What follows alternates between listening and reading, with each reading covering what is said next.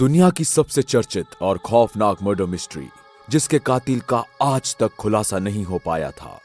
लेकिन अब forensic doctor Tirath दास डोगरा ने असली कातिल के बारे में एक सनसनीखेज खुलासा किया है, जिससे सभी लोग अब तक अनजान थे। वैसे तो इस डबल मिस्ट्री में अब तक 3 टीमों ने जांच की, लेकिन किसी के पास कोई ठोस सबूत नहीं था। जी हां, हम बात कर रहे हैं आरुषि और हेमराज हत्याकांड के बारे में।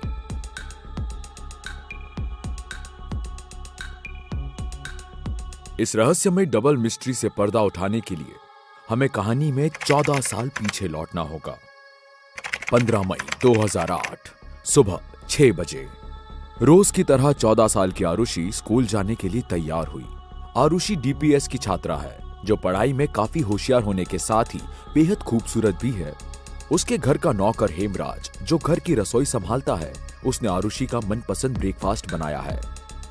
लेकिन लेट आने के कारण आरुषि ने नाश्ता नहीं किया, पर उस नाश्ते को अपने टिफिन में रख लिया।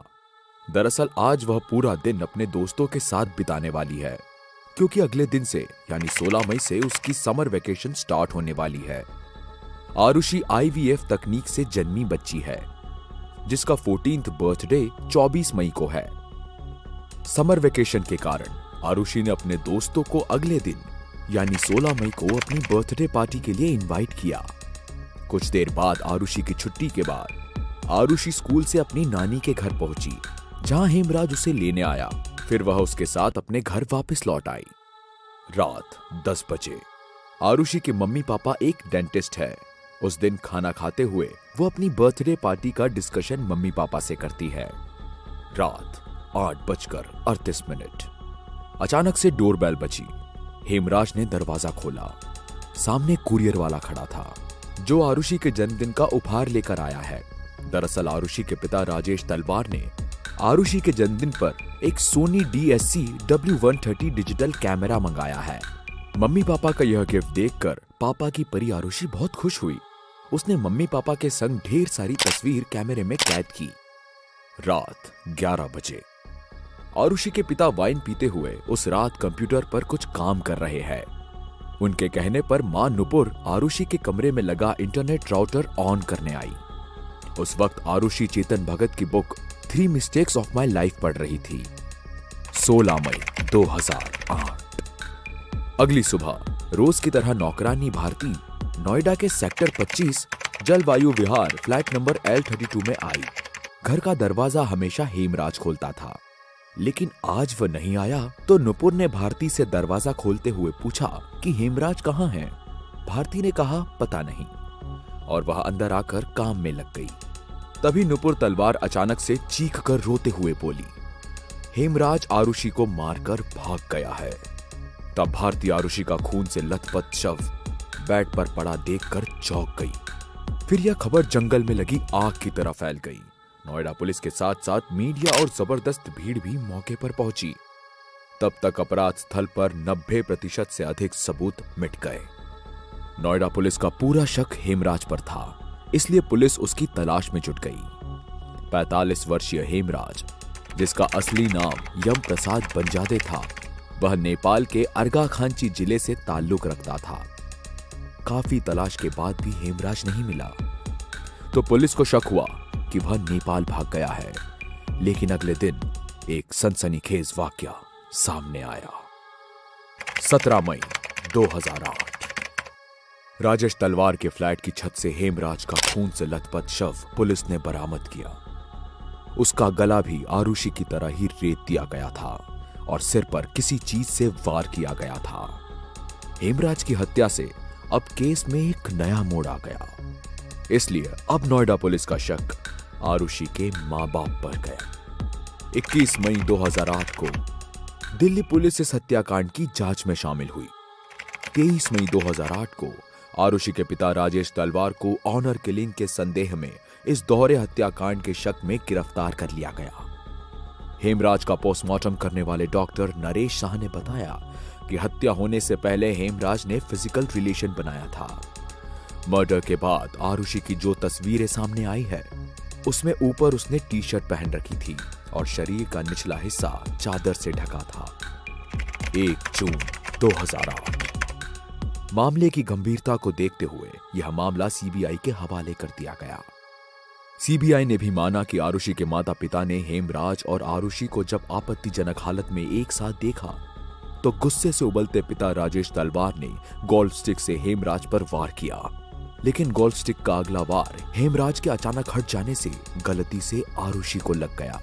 सीबीआई ऑफिसर एजीएल कॉल के मुताबिक फिर सबूत मिटाने के लिए तलवार दंपति हेमराज को घसीटकर पहले छत पर ले गए, फिर सर्जिकल ब्लेड से उसका गला रेत दिया, फिर शव को चादर से ढककर कूलर के पीछे छिपा दिया। नीचे आकर उन्होंने उसी सर्जिकल ब्लेड से आरुषि का भी गला रेत दिया। आरुषि के चरित्र पर सवालिया निशान लगाने से दुखी आरुषि की बेस्ट फ्रेंड फिजा झा ने अपनी चुप्पी तोड़ते हुए साल 2017 में एक ब्लॉग के जरिए बताया, आरुषि वैसी लड़की बिल्कुल भी नहीं थी, वह तो एक मासूम लड़की थी। लेकिन यहाँ पर सवाल यह उठता है कि यदि दोनों साथ साथ थे और पिता ने मौके पर दोनों की हत्या कर दी, तो फिर आरुषि के तकिए, बेडशीट और गद्दे, कालीन की जांच में हेमराज का कोई डीएनए या ब्लड सैंपल क्यों नहीं पाया गया? और अगर कातिल कोई और था तो हेमराज का शव छत पर कैसे बरामद हुआ? लेकिन इससे पहले सीबीआई ऑफिसर अरुण कुमार भी इन्वेस्टिगेशन कर चुके थे, जिसके आधार पर तलवार दंपति के क्लिनिक में काम करने वाले कृष्णा, राजकुमार और विजय मंडल को शक की बिना पर अरेस्ट कर लिया गया था, क्योंकि ये तीनों हेमराज के दोस्त भी थे। शक था कि उन्होंने हेमराज के कमरे में शराब पी, फिर आरुषि के कमरे में जाकर उससे जबरदस्ती करने की कोशिश की। इसी कोशिश में उन्होंने उसके सिर पर किसी चीज से वार करके उसे बेहोश कर दिया। तब बेहोश आरुषि को देखकर हेमराज ने इन तीनों का विरोध किया। तब ये तीनों हेमराज को समझा बुझाकर छत पर ले गए और फिर उसका गला रेत कर उसे ठिकाने लगा दिया। उसके बाद वह तीनों फिर से आरुषि के कमरे में पहुंचे और आरुषि का भी गला रेत दिया। लेकिन सीबीआई इन तीनों के खिलाफ कोई ठोस सबूत कोर्ट में सामने नहीं रख पाई, तो इन तीनों को कोर्ट ने जमानत पर छोड़ दिया। 25 नवंबर 2013 सीबीआई की विशेष अदालत में पिता राजेश तलवार को इस दोहरे हत्याकांड का दोषी पाया, जबकि नुपुर तलवार पर आरोप था कि उन्होंने बेटी की मौत के बाद अपने पति का साथ देते हुए सबूत मिटाए, जैसे बेडशीट बदलने के साथ आरुषि के कपड़े बदले, खून साफ किया। 26 नवंबर 2013 दोनों को उम्र कैद की सजा सुनाई गई। तब से वह गाजियाबाद की डासना जेल में बंद थे। जनवरी 2014 तलवार दंपति ने इलाहाबाद हाई कोर्ट में इस फैसले को चुनौती दी। इलाहाबाद हाई कोर्ट ने सीबीआई के सामने वो सवाल दागे जिनका कोई ठोस सबूत सीबीआई के पास नहीं था। पहला सवाल, सुनवाई के दौरान जज ने पूछा कि अगर आरुषि और हेमराज की हत्या एक ही कमरे में हुई है तो मौके पर दोनों का ब्लड या डीएनए मिलना चाहिए, लेकिन इस कमरे में हेमराज का कोई ब्लड या डीएनए सैंपल मौजूद नहीं था। इस सवाल के जवाब में सीबीआई की दलील थी कि हेमराज के सिर में घने बाल थे, जिस कारण खून सिर से बाहर निकलने की बजाय बालों में ही सूख गया। कोर्ट के जज को इस दलील पर हैरानी हुई। तब उन्होंने सीबीआई के इस घटनाक्रम को डेमो में दिखाने को कहा। तब कोर्ट रूम में मौजूद डॉक्टर ने सीबीआई के इस दावे को गलत बताया, क्योंकि डॉक्टर का मानना था कि इतनी गहरी चोट लगने के बाद स्पॉट पर खून ना गिरे, ऐसा हो ही नहीं सकता।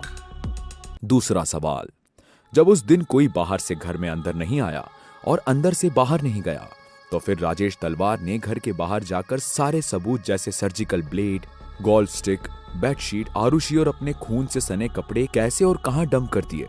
तीसरा और सबसे अहम सवाल, फ्लैट का दरवाजा अंदर से बंद था या बाहर से?